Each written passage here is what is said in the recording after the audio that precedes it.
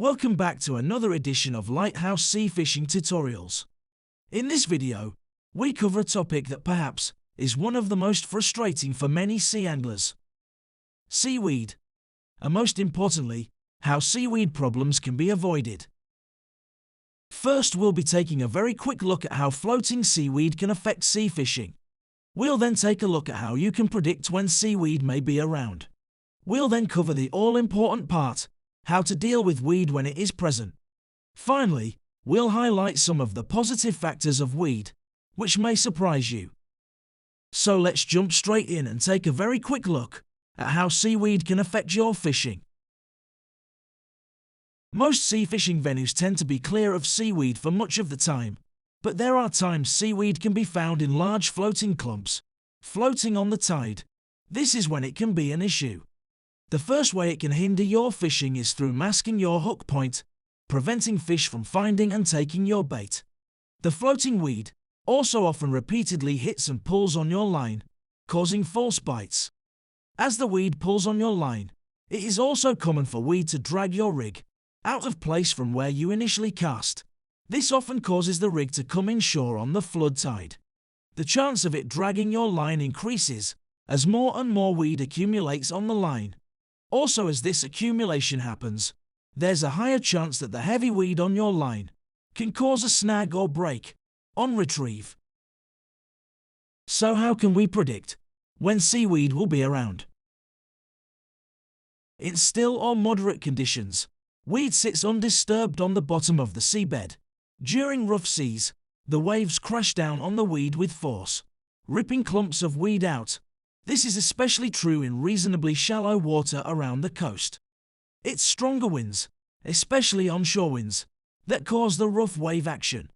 This is why after a storm, or consecutive days of gales blowing in the same direction, it is likely there will be larger amounts of weed in the water.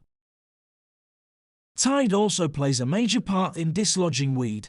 Not only do larger tides cause stronger currents, but larger tides will also mean that the high water mark will be reaching larger amounts of inshore weed, whether it be weed beds or weed clinging to rocks. Venues that are nearer to larger amounts of seaweed colonies will produce a lot more floating weed when the water conditions are rough. This will be especially true in the summer months, when warmer temperatures make seaweed grow more vigorously. When you want to make predictions, a good approach is to check weather forecasts for the days leading up to a tide. Strong wind will likely mean there's weed around in places, especially in the case of venues near onshore winds. If you don't know a lot about onshore winds, we suggest you take a look at our video on wave action. We'll be sure to provide the link at the end. In terms of using the tides, if you know that there will be weed at a venue, you could consider fishing a tide that is falling in size towards the next neap. This is because weed gets dumped up on the beach after each consecutive tide. Again, if you are unsure about how tides work, we suggest you take a look at our tide video. We'll also provide that link at the end. Low tide can also be an option for fishing in weedy conditions, as the bulk of the weed for that tide has been left on the beach, and more weed has yet to be brought in by the flood tide.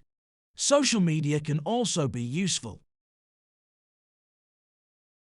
So in the event that seaweed is present when you are fishing, what are the best approaches?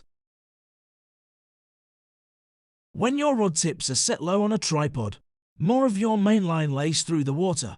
By setting your rod tips high, this lifts more line out of the water, meaning there's less chance of drifting seaweed hitting any line.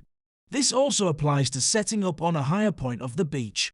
A similar effect happens when you have your rods set up far back away from the shoreline, as the angle of the line means more of it will be sitting through the water. This is why, if you are fishing a level beach, it's better to set up as close to the shoreline as possible when weed is present, as it lifts more line out of the water.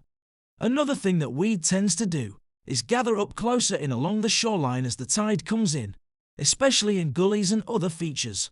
For this reason, it is better to cast far. Wading can be an effective method to assist you when distance casting.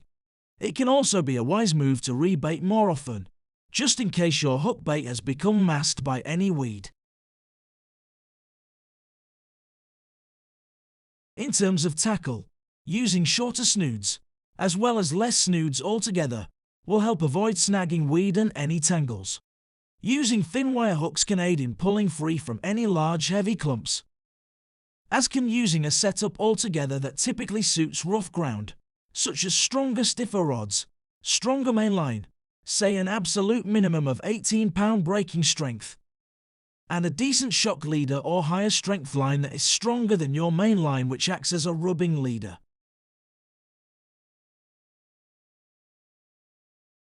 To avoid weed under the surface, there is always the option of using surface lures, or very shallow diving subsurface lures, depending on what type of weed is present. Lure rigs can be set up using weedless or Texas-style hooks, which use a masked hook point to avoid snags. The hooks are shaped in such a way that the hook point exposes as a fish bites down on the lure, allowing any fish to still be properly hooked.